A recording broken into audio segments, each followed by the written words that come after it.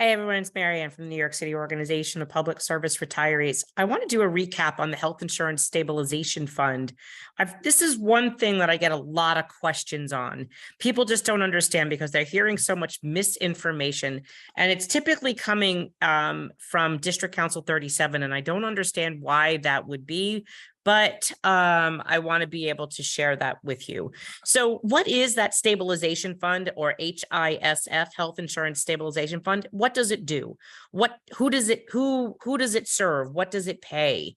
How is it funded? I mean, these are all really great questions. You have basically two different populations in the city. You have your Medicare eligible retirees, and those are your disabled retirees and over 65 retirees, okay? You also have your younger retirees, which are active workers, and your under 65 retirees, two separate populations. Your younger active workers and your younger under 65 retirees, and your older over 65 retirees and your disabled. This population, the over 65 and disabled retirees, their health care is not paid for by the union, and it's not paid for by the Stabilization Fund. So whoever is spreading misinformation that that's the case, that is a pure lie. And I'm going to show you where exactly that does come from, but it is a line item in the city budget. And there's a reason why. Because the Stabilization Fund, when I explain to you what it does, you'll understand why it doesn't pay a Medicare eligible retiree's health care. So what is the Stabilization Fund? This is a fund that was created in about 1983, and it had a purpose. The purpose was to pay the difference in premium so that you'd always have a choice of healthcare plans that were for premium free. What it did was it was based upon the benchmark plan, which is HIP HMO. Whatever the HIP rate is what the city has to pay up to. And then that becomes the benchmark. So right now, HIP HMO is about $920 a month for an individual plan. And I believe it's about $2,200 a month for a family plan. So those are your benchmarks. Now, the most popular plan that everybody likes is the GHI CVP plan. And right now we're talking about the active workers and the under 65 retirees. Let's leave the Medicare eligibles aside for a moment. Active workers under 65, your single plan's $920, and your family plan is like $2,200 or $2,300 a month. So this stabilization fund was to be able to make sure that you had at least two plans free, premium free. How does it get funded? Well, it gets funded in basically two ways. One, the city would put in $35 million a year into the plan. Now, it started out at 10 million, it went up to 30 million, went up to 35 million, but really that number's never really grown. And I don't understand why the unions never negotiated more money since 1983 than that. So it was like 10 million, 10 million, 10 million, it went to 30 million, now it's 35 million. But since 1983, it hasn't really gone up any. So that every year, $35 million goes into the HISF. How else is it funded? Well, in the days when the HIP plan is higher than the GHI plan, the difference in premium between these two plans goes into the fund. In the years when the GHI plan is higher than HIP, money has to come out of the fund to equalize the premium. Okay. So many years, HIP was higher than GHI. The fund became flush with cash. In about 2000, the year 2000, there was over $3 billion in that fund. Jim Hanley had gone to the unions. Jim Hanley was a director of labor relations, said, hey, listen, you got a real lot of money in this fund. You know, this fund is meant to pay the premium difference between the two major plans. And it's also to create an extra health benefit if it has the money to do that. Why don't you create something? Well, what they did was they created PICA, which everyone knows is your psychotropic injectable chemotherapy and asthma drugs. To my understanding, that has now been whittled down to IC, injectable in cancer, and the psychotropic and the asthma drugs were put back into the welfare funds. But the reason why they were putting this into the stabilization fund to be paid was because it was starting to tax the welfare funds, meaning it was draining the welfare fund's ability to keep paying them. So they created this PICA plan that was funded by the stabilization fund to pay that. Now, PICA does not benefit a Medicare eligible retiree. It only benefits an active worker and under 65 retiree. Okay, we're going to keep educating you as you go along on this. The stabilization fund then started to run into some issues quickly because the drug costs from PICA were astronomical. Going back to 2003, just 3 years after that plan was starting to subsidize PICA, 05, 09, 11, 14, 15, 16. So now you're starting to see a pattern.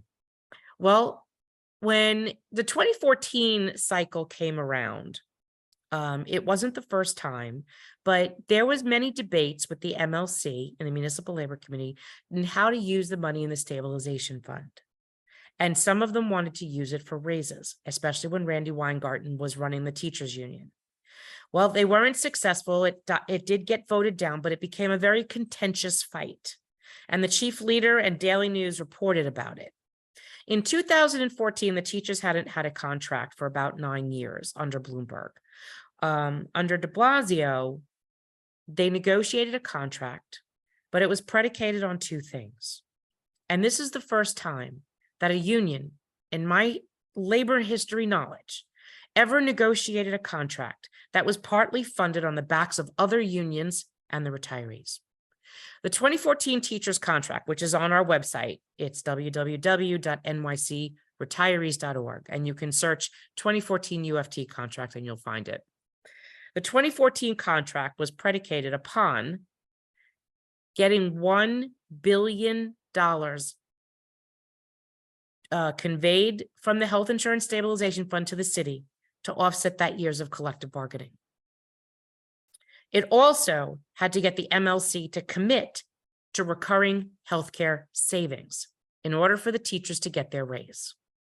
This deal was really coming out of the Bloomberg administration. This is what Bloomberg wanted to do for years. Albeit in a roundabout way, they accomplished it. A year and a half ago, I'd asked Henry Garrido from DC 37. We were in a meeting with several people, and I had said, why did you agree to this? And what he said was that at the time, Lillian was getting ready to leave the union and retire because she wasn't well. And Henry had been in these meetings, and Henry had been wanting to do tiered hospitals. He said to us that Michael Mulgrew agreed to do tiered hospitals if Henry would agree to conveying the $1 billion from the stabilization fund so the teachers kept the contract. Now, if you know anything about the MLC, all the unions in the city, well, there's about 102 of them that are currently participating, but because not all of them participate anymore because they're frustrated with how that organization is operated. But there's 102 unions. 52 of those unions are DC 37 locals. And the weighted voting structure operates as this: 1 vote for every 250 members per union.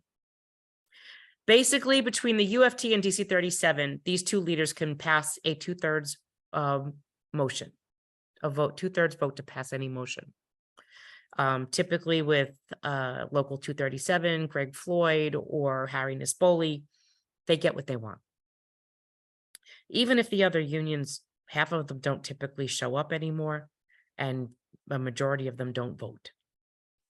The Municipal Labor Committee does not have a bargaining certificate. It is not permitted to bargain.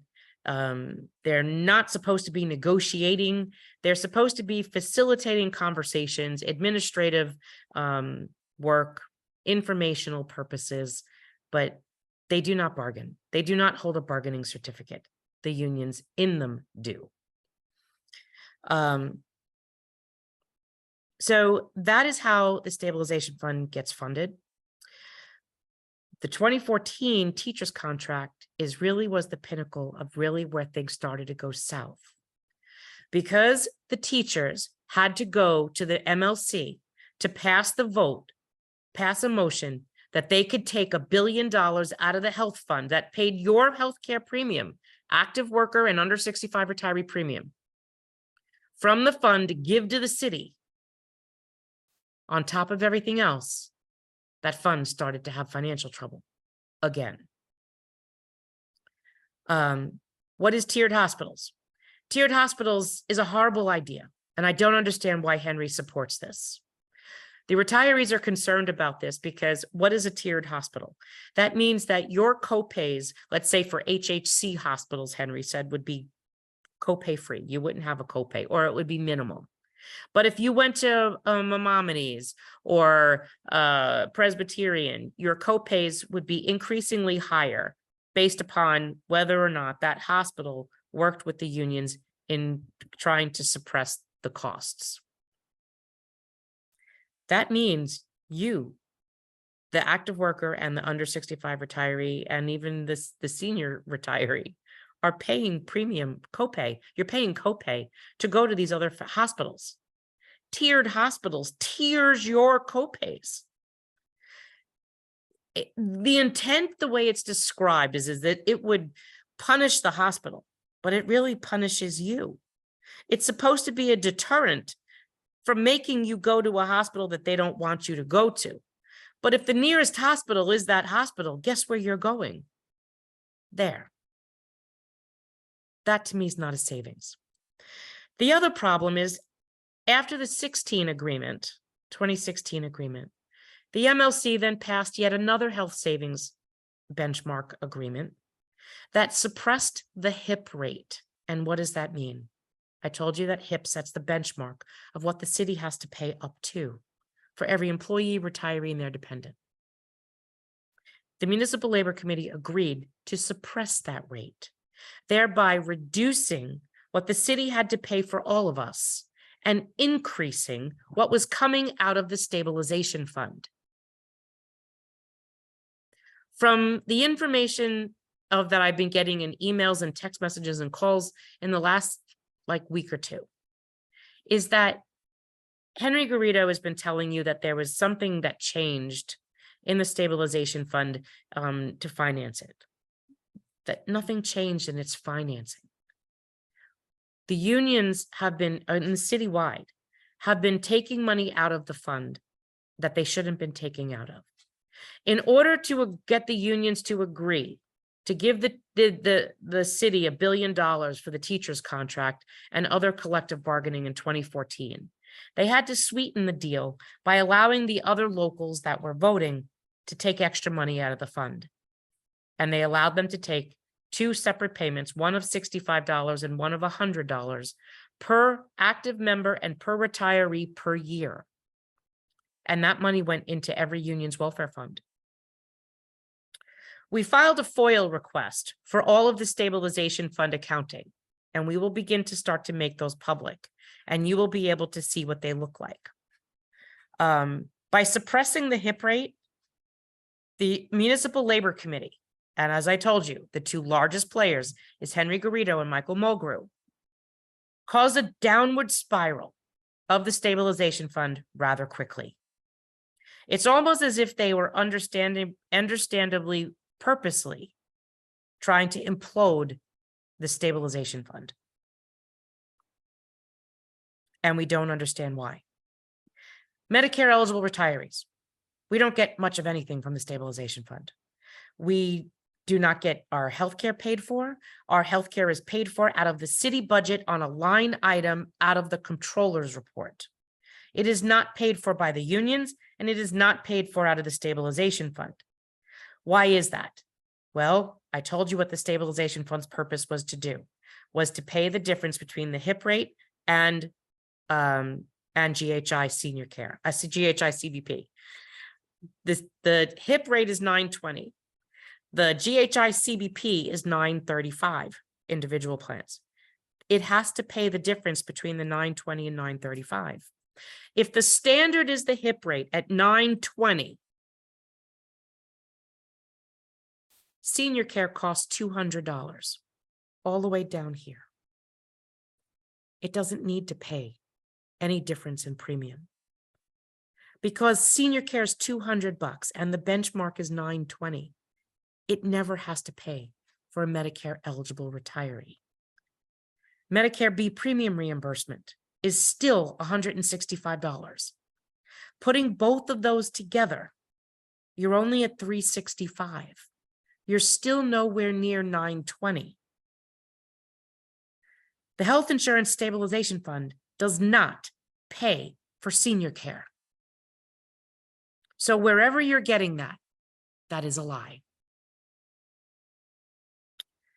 So I want to show you what that fund looks like so that you see what we see.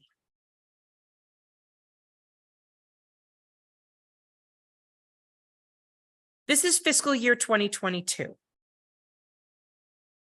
It'll show you that at the opening, there was $1 billion in the stabilization fund. The next section shows you about income. This is that $35 million that I told you that the city puts in. You get PICA refunds. These are refunds from the PICA program, COBRA premium refunds. This is 275. PICA rebates is from the drug plans for the drugs that are purchased. That's $179 million. And then other revenue, and they don't quantify what that is 4,630. Now, the total revenues in this year was $214 million, almost 215. What were the expenses? Well, under the 2019 Health Benefits Agreement, this is an MLC agreement, for fiscal 22, they paid $112 million. And this, as you can see the notes, was payment for higher GHI premiums for active workers and under 65 retirees. Reimbursements for the $100 union welfare fund payments. This is that money that I told you that they paid the unions to get them to agree to give the $1 billion from the health fund that was agreed to in the teacher's contract. $61 million. The reimbursement for the $65 union welfare fund payment here is $35 million. Line of duty survivors welfare fund contributions. These are the people that lost a spouse in the line of duty. Diabetes management program, Empire Blue Cross managed care contract, GHI home care. This is all active worker under 65 programs, not a Medicare retiree program. HIP mental health subsidy, again, same thing. PICA drug plan, almost $94 million. This again is a benefit that does not benefit a Medicare retiree. This is only, PICA is only for active workers and under 65 retirees. Teledoc, Weight Watchers, and other expenses. Nothing in here is for a Medicare eligible retiree. The only thing a Medicare eligible retiree gets out of the stabilization fund is if they have a union and if they have a welfare fund, they would get vision and dental, and in some unions, prescription. That is it. At the closing of this fund, you will see that there was just under $1 billion in the stabilization fund, and that was fiscal year 24. Make sure when someone tells you something that you fact check it. Just because they're leaders doesn't mean that they should be given just carte blanche to tell you whatever it is that they're telling you, and you should trust it. Ask for backup. Ask for data. If you don't have the stabilization fund accounting, you should. We do. How is it that a group of retirees can get this, but the unions don't? I asked you union leaders, didn't you have this? Didn't your union share it with you? Didn't the MLC share it with you? They're making these decisions. The health benefit agreement promises that the unions kept saving money by passing copays on to you, narrowed your networks, urgent care is reduced. That is coming out of your pocket. So when we said to you that they're coming after us, be careful because you're next. We weren't kidding. That's the stabilization fund. If you have any questions about how it's operated, drop your questions below. We'd be glad to answer them. But just remember something. Unfortunately, there are some bad actors that want you to believe things that aren't true. We can cite and source everything we say. Let us know what you need. We'll help you understand it, and you can bring it back to your union leadership and ask them why they're not telling you the truth. Have a great night.